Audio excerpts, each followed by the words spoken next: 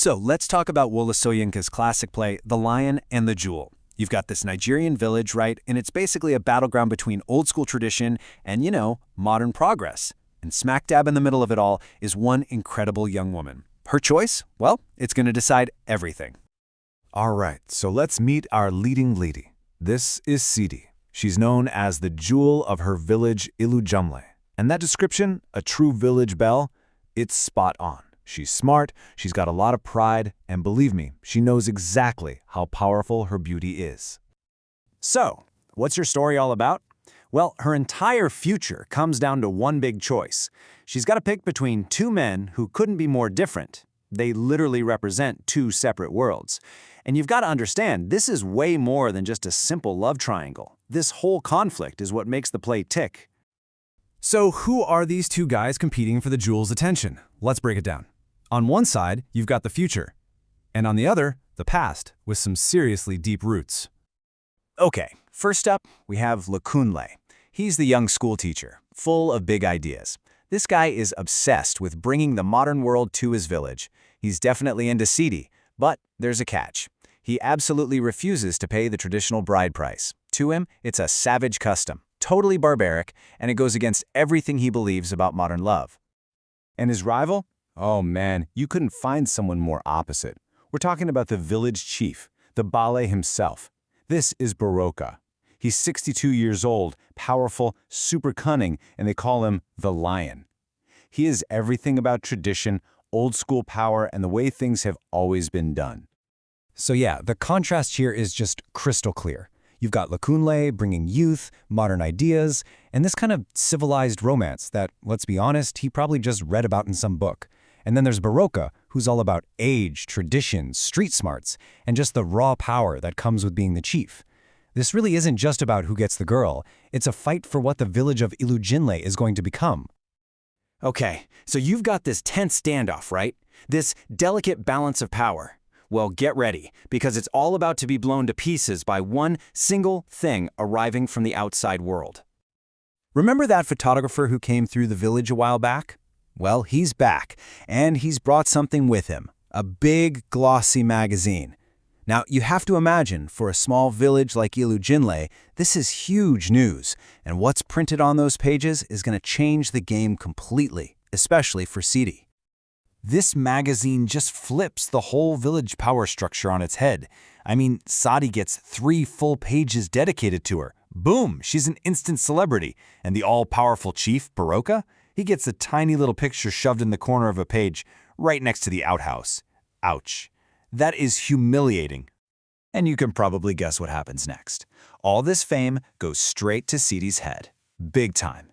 She starts thinking she's a bigger deal than even the Lion himself. In her mind, her stock has just shot through the roof, and suddenly she's way too good for either of these local guys. But here's the thing about Baroka the Lion. You don't just dismiss him. No way. They also call him the Fox, and there's a very good reason for that. And he is about to remind everyone exactly why. So Baroka sees Sidi's newfound fame, and he sees an opportunity. He makes his move. He sends his #1 wife, Sadiku, with a formal offer. He wants Sidi to be his newest wife. He's looking to add this famous jewel to his collection. And Sidi, feeling on top of the world, doesn't just say no. Oh no, she is cruel about it. She flat out mocks him. She makes fun of his age, his looks. She even calls him the hindquarters of a lion. I mean, that is a savage insult to throw at the most powerful guy in town. So what does Baroka do? He doesn't get mad, he gets smart. He comes up with this absolutely brilliant, cunning plan. He pulls his head wife, Sadiku, aside and confides in her. He tells her this deep, dark secret, that his manhood is gone. He's impotent, and he knows exactly what he's doing, because Sadiku is the biggest gossip in the village. That news is going to spread like wildfire. I mean, this plan is just a masterclass in psychological warfare. He totally gets Sidi. He knows how prideful she is, and he uses that pride against her. He sets the bait, and he knows she won't be able to resist coming to gloat over a weak, feeble lion. And this whole clever setup leads us straight into the climax of the play, and to Sidi's final decision, which, let me tell you, is a real shocker. So, the trap works perfectly. Sidi, totally blinded by her ego and just dying for a chance to rub it in his face, walks right into the lion's den.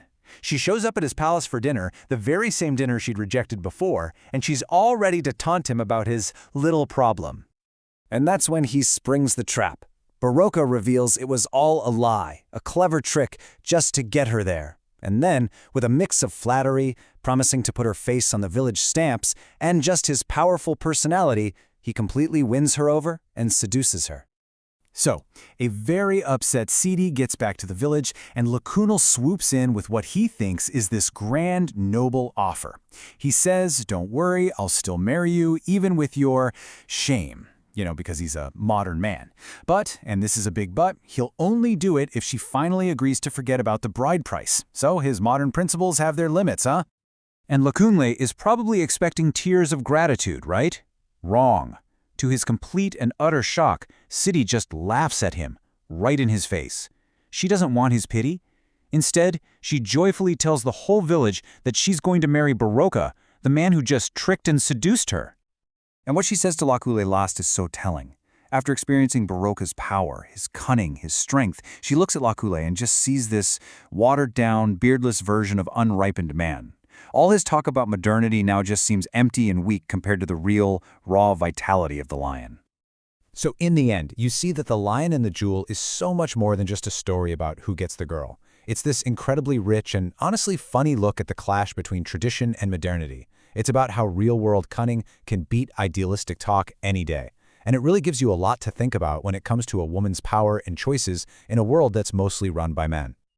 And that's really where the genius of this play lies. It doesn't give you an easy answer. It leaves you chewing on this big, fascinating question. What does Sidi's choice actually mean? Is she siding with tradition? Is it a smart power move, realizing that Barocca is where the real influence is? Or did she just give in to a powerful, manipulative man? The fact that you can argue it any of those ways, well, that's what makes this play a classic.